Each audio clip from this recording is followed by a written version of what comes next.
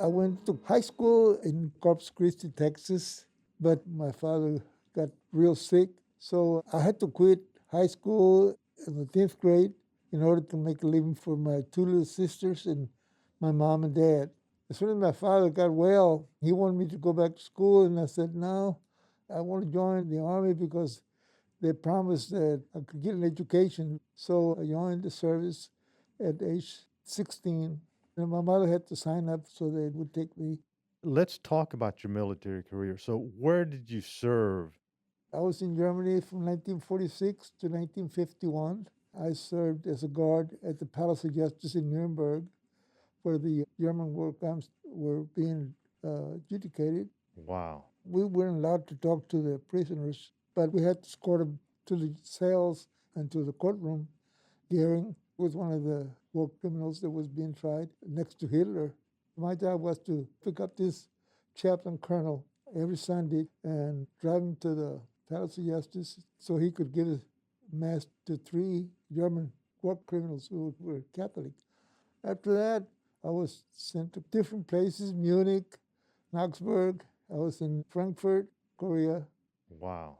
So, tell me about your experiences after you got out of the military. Went back to Corpus, and then I went looking for a job. And this friend of mine, he said, go to the police station. They're hiring. In those days, there was a lot of discrimination against Mexican Americans, but they hired me. There was one other Mexican American policeman. And one day I came into the office, and he was having a fight with 3 other policemen.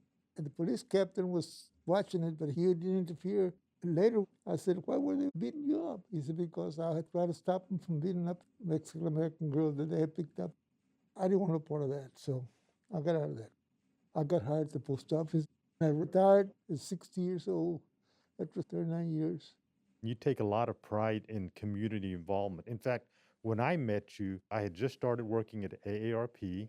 There was going to be a state convention in Austin, and I said, I need help setting up. Yeah. And I got to the convention center, and you were leading a group of other AARP volunteers, and everything was set up.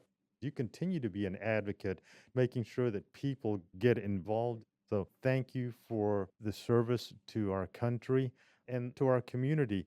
A lot of times people will come up to me and say, thank you for your service because you see my cap. Mm-hmm. But the other day I got this greeting from a lady at Walmart, the best greeting that I've ever heard.